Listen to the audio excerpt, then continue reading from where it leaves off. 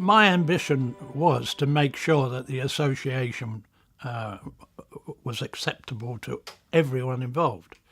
I wanted the players to feel comfortable regarding their own personal positions, but I also wanted the game to provide them with excellent insurance cover, and which was perhaps the most important thing to my heart, because I had been told that the rates of suicide in cricket were quite high, and I could understand it because cricketers grow old twice. They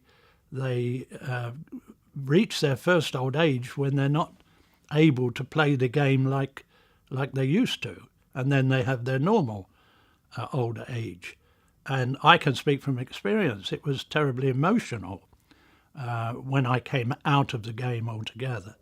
So I wanted to make sure that there was coverage for them, and the winter employment was in place so that they could move on to that employment full time. The minimum wage, I drew up a paper, and after the association approved it, I presented it to a committee of the then authorities. They'd all read it, and they all approved of it.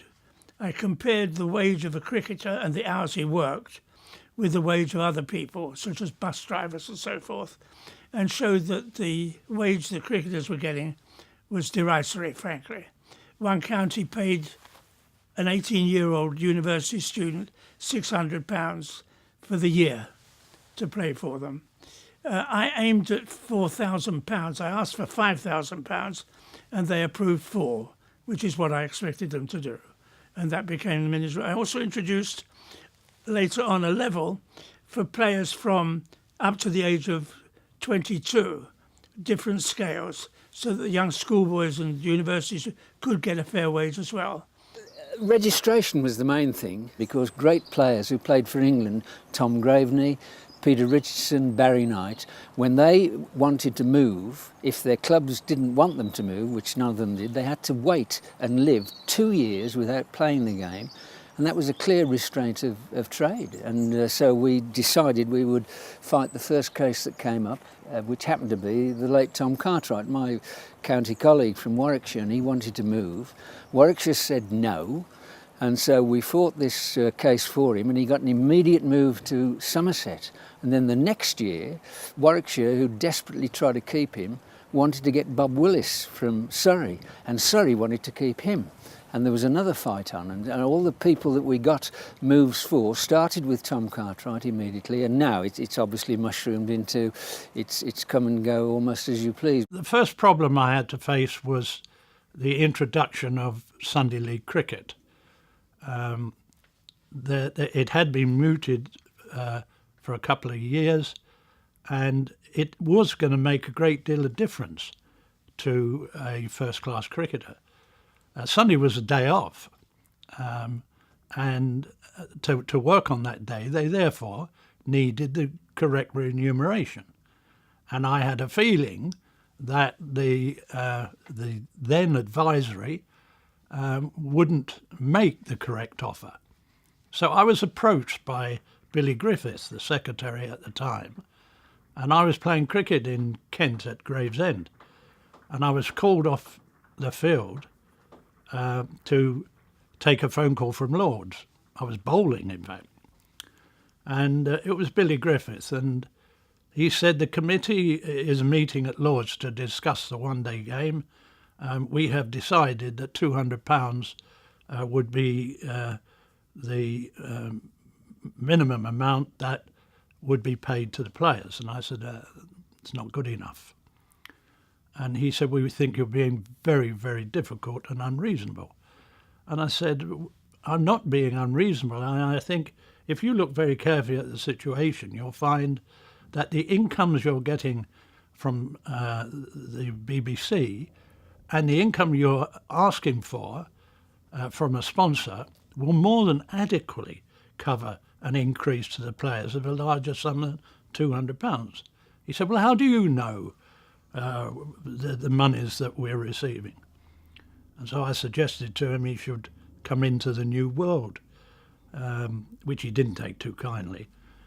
And I went back on the field and he went back into his meeting.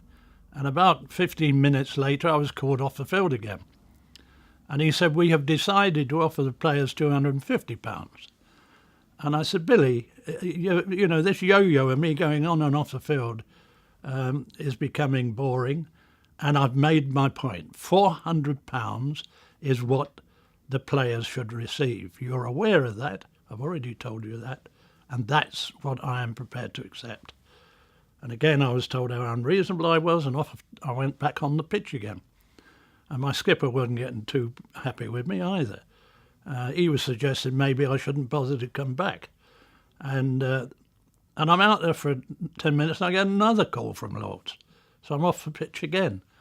And this time he said, with a great deal of reluctance, the committee have decided to pay £400 as a minimum figure. So I suppose I won my first debate. There was no such thing as a pension scheme. I had to start that as well. And that was just a question of getting a right insurance company involved, which I did. And it started, and every player eventually came under it. The benefits were not enormous, but at least it was something, some kind of savings for them at the end of their career.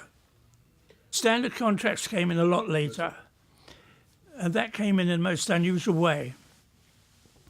A cricketer, and I won't give names, a cricketer got stoned out of his mind at a benefit dinner for one of his team. And while he was drunk, he slagged off the chairman, the secretary, the president, anyone he could set his eyes on. And inevitably, he came up on a discipline charge. The chairman and the secretary heard him. They fined him £1,000 and they stood him down for a month. He was suspended for a month. The player phoned Jack Bannister. This was the usual procedure. And Jack said, "Speak to Harold." I got his contract. They had no power to suspend him. They could fine him but not suspend him. And I dealt with that situation generally. But then it occurred to me, what was the situation with other counties and other players?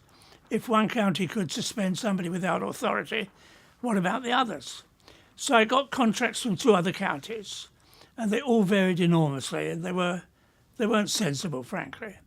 So I started to prepare a standard contract, paying particular attention to the disciplinary regulations.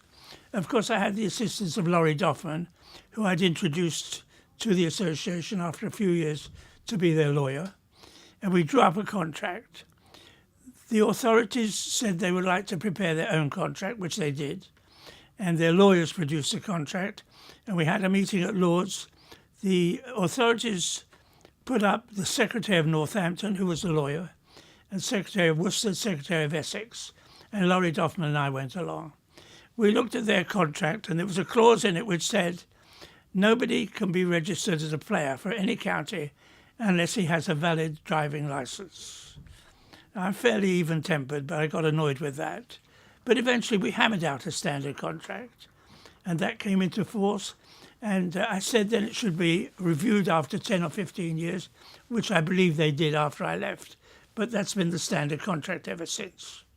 We took step by step, and we got good cooperation from the Teston County Cricket Board, as it was then, and particularly from Doug Insole, the former Essex captain who became chairman there, and he gave us a lot of help in what to ask for, that he knew he could get through, and what not to ask for because he couldn't. So it was gently, and the minimum wage, that started. And then we had, when World Series started in Packer, and there was very emotive meetings. We had 300 at one meeting at Edgeworth, and all came because Greggy and all the people, John Snow, had gone to Packer and joined World Series. And it was rather ironic that our meetings, quite rightly, were held in Birmingham, has been a central position. And this county, during the Packer, was an explosive dressing room, club. Player was pitched against player. And Jack, he's would never ever back down from any sort of challenge. If it was trying to defend the player's interest, this brought him to the fore in direct conversation with Packer. David Brown also was, I think, chairman at the time, was also involved in those scenarios. Even in Gloucestershire, my father was then chairman of the club. For 3 or 4 months, he never spoke to Mike Proctor, who was involved with Packers. So it was a very, very difficult time for the game. In the end, it was because of John Arlott that peace was finally broke out after 2 years, and the catalyst to it was Dennis Amiss, if you please, because in the year that he got over 2,000 runs, Warwickshire, under the chairmanship of Cyril Goodway, said, we're not going to give him another contract while he's unavailable to play for England in the winter. Well, he couldn't do that, and so the members called a special general meeting to get Dennis Amiss reinstated. We persuaded them to hold fire while we got in touch with Kerry Packer's representatives, and I was down in John Arlott's house in Alresford, and so was David Brown, the night that we spoke to his representative and said, if you talk peace and we can settle this, then Dennis Amiss will get another contract. And they said, well, you give him another contract, you know, it was the other way around, and we will talk peace. So in the end, an agreement was made, and Dennis eventually was offered a contract in the March. I think John Whitehouse was captain of Warwickshire then. He was offered a contract, and they called him in to say, well, you've got a contract now, so here's your contract. And what did Dennis Amiss say? I need to think about it, he said, and he wouldn't necessarily sign it, and he eventually did. Hindsight would say that actually it changed the direction of the game, probably for the benefit of the players, and moved it in a different direction. And the PCA were involved in that scenario. So we have a lot to thank for Jack and other officials at that time standing up against the authorities and defending the players' right.